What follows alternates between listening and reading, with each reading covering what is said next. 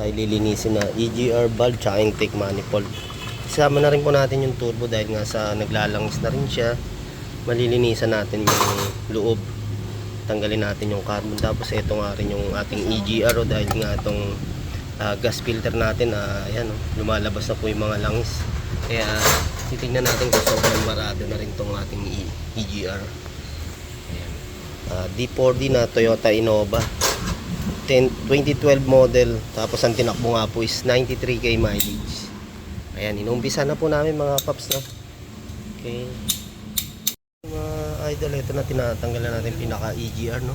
Tapos binunod natin yung socket dito ng EGR yun. Okay paps, ayun, talagang madumi na rin.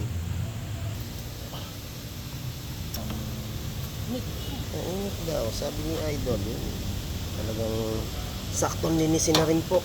Okay mga gasket mga idol, ano, talagang kailangan natin siya itabi. Ayan, tignan natin yung intake manifold. Ayun, okay, marumi na rin po talaga mga paps. Yung ating turbo nalinisan na ni Pano. Ayan, linis naman talaga, oh. Walang kalog. Ito mga paps, pag may kalog to talagang kailangan natin palitan. Okay, wala naman. Ito na, sinasalpak na nga natin.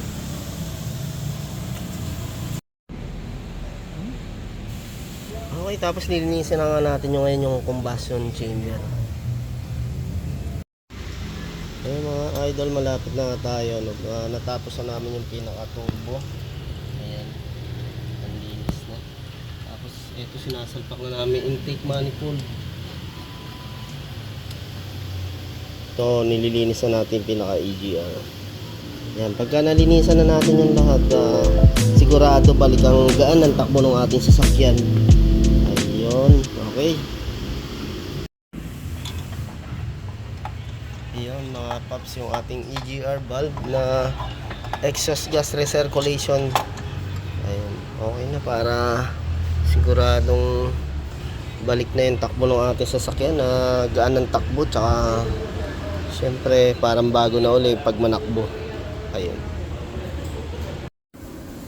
Ito, meron pa tayo na linisan dito na talagang sobrang barado na mga idol, oh. Sobrang daming dumi, ano. Kasi pag nagtatanggal tayo ng turbo kasama tong sa may air filter, ayun, oh. Barado na rin halos pala yung singawat dito. Ayan. Punong-puno na ng dumi kanina, no. Ayan mga ganda mga idol, palilinisan nyo rin to yung loob, ano, yung butas dito.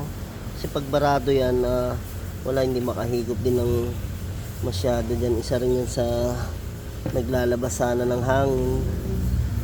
Ayan, isa sa iniistakan ng mga dumi to. Kaya kailangan talaga malinisan din natin yan. Mga idol, ano, malapit na nga po kami matapos. Lilinisin na rin po natin yung pinaka fuel filter. Pagka talagang madumi na, talagang papalitan po natin siya. Isa rin talaga sa nagpapahina ng hatak itong ating fuel filter. Pagka madumi na, syempre napipigilan na yung pasok ng diesel sa ating engine o sa combustion.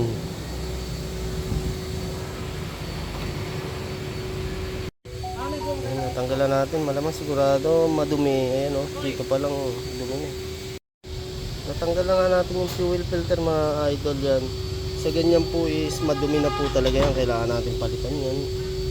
Kasi tignan po natin yung laman sa loob. Ayun, marumi na rin talaga, kailangan nating linisin yung pinakaloob na itong fuel filter. Dami ng ribaba sa loob na nakakapit, oh. Okay, bali pinalitan din natin yung o-ring dito, yung luma. Ayan, lalagyan na natin ng bagong fuel filter. Okay.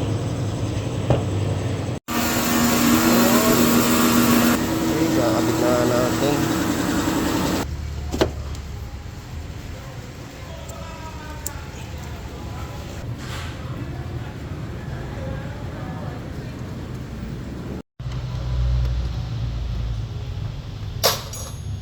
Pagkatapos nga natin isalpak yung fuel filter, tapos pinuno na rin natin ng diesel. Kinabit na natin yung mga battery. Ayan, kompleto na mga sensor natin. Para pa-startin na lang po natin. Yan, isa sa tinitignan natin yan pag nag-start na tayo is yung fuel line.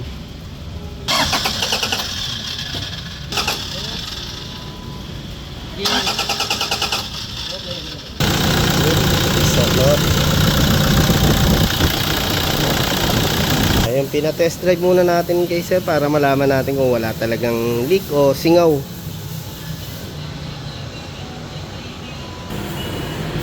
Test drive.